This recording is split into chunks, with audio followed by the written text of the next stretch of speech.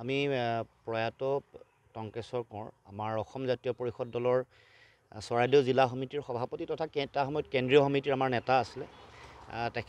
তেখেতৰ পৰলোকগামী হোৱাৰ পাছত আমি আজি তেখেতৰ গৃহলৈ আমি আহিছিলোঁ আৰু আমি এই দুৰ্ঘটনাৰ সময়ত আমি সকলো তেখেতৰ চিকিৎসাৰ লগত জড়িত হৈছিলোঁ, কিন্তু অতি দুৰ্ভাগ্যজনকভাৱে আমি জীয়াই তুলিব নোৱাৰিলোঁ।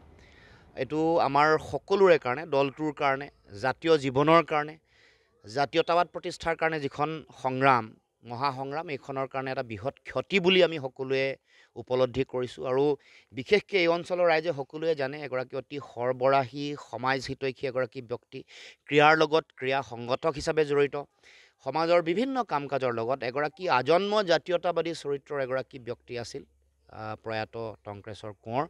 গতিকে এই অঞ্চলৰ ক্ষতি, আমাৰ সমাজৰ ক্ষতি, জাতীয়তাবাদৰ প্ৰতিষ্ঠাৰ সংগ্ৰামৰ ক্ষতি।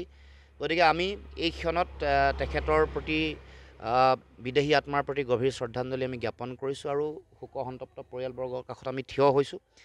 এই বিপদৰ ক্ষণত ভগৱানেও তেওঁলোকক যাতে শক্তি দিয়ে, এই যি কাল ধুমুহা আহিলে ইয়াৰ যাতে মোকাবিলা কৰিব পাৰে। আৰু মই ভাবোঁ যে তেখেতে কৰি থৈ যোৱা কাম, তেখেতৰ আদৰ্শ, চিন্তা, জাতীয় যিটো চেতনা, এইটো আমাৰ সদায় প্ৰতিগৰাকী মানুহৰ হৃদয়ত থাকিব।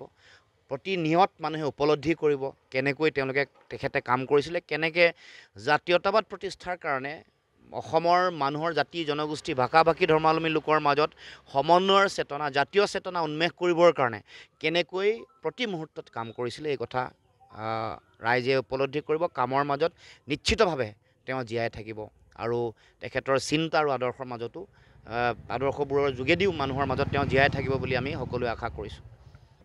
যিটো মুক্ত গণতন্ত্ৰ, ফ্ৰী ডেমক্ৰেচি বুলি যিটো কয়, সেইটোক বাধাগ্ৰস্ত কৰিবৰ কাৰণে গণতান্ত্ৰিক ঐতিহ্য পৰম্পৰা যিটো আছে, এইটোক সমূলঞ্চে ধ্বংস কৰিবৰ কাৰণে চৰকাৰী যন্ত্ৰই বহু সময়ত আমি কাম কৰা দেখিবলৈ পাইছোঁ।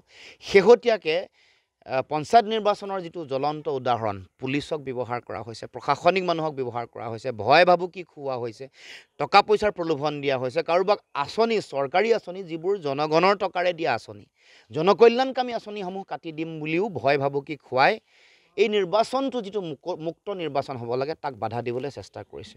আপোনালোকে জানে যে পঞ্চায়তী ৰাজ ব্যৱস্থা, মহামানৱ মহাত্মা গান্ধীয়ে পঞ্চায়তী ৰাজ ব্যৱস্থাৰ যোগেদি ক্ষমতাৰ যিটো বিকেন্দ্ৰীকৰণ, এইটো গাঁৱলৈ যাতে সৰ্বসাধাৰণ জনগণৰ মাজলৈ যাতে ক্ষমতা যায়, মুকলিকৈ মানুহে যাতে গণতান্ত্ৰিক যিটো পৰম্পৰা আছে এইটোৰ যোগেদি যাতে ভোট প্ৰদান কৰিব পাৰে, আৰু যিকোনো মানুহে অৰ্থৱন্ত নহ'লে, ধনী নহ'লেও যাতে যিকোনো এগৰাকী প্ৰতিনিধি গাঁৱৰ মানুহে পঞ্চায়তী ৰাজ ব্যৱস্থাৰ যোগেদি পঠাব পাৰে, সেইটো সপোন সকলোৱে দেখিছিল। কিন্তু আজি আমি দেখিবলৈ পাইছোঁ যে এনেকুৱা ধৰণৰ কিছুমান কাম কাজৰ যোগেদি সেই যিটো পঞ্চায়তী ৰাজ ব্যৱস্থা, য'ত মানুহে মুক্তভাৱে মত প্ৰকাশ কৰিব পাৰে, য'ত যিকোনো ধৰণৰ অৰ্থনৈতিকভাৱে যিকোনো পৰ্যায়ৰ মানুহে তাত যোগদান কৰিব পাৰে, নিৰ্বাচনত প্ৰতিদ্বন্দ্বিতা কৰিছে, সেই সকলো পৰিৱেশ নাইকিয়া কৰি এটা ক্ষমতা কুক্ষিগত কৰিবৰ কাৰণে পুলিচক ব্যৱহাৰ কৰা হৈছে, ভয় খুওৱা হৈছে। এইটো মই ভাবোঁ যে ভৱিষ্যতৰ কাৰণে, আজি উপলব্ধি কৰা নাই, অহা 5, 10, 15 বছৰ পিছত এক ভয়ংকৰ পৰিৱেশ সৃষ্টি হ'ব। খুব সোনকালে আহি আছে, মানুহে তাৰ উমান পাইছে। গতিকে মই ক'ব খোজোঁ, যিমান ভয় ভাবুকি নোখোৱক লাগিলে, গণতন্ত্ৰত সৰ্বসাধাৰণ জনগণৰ যিটো শক্তি, এইটোৱে মূল শক্তি।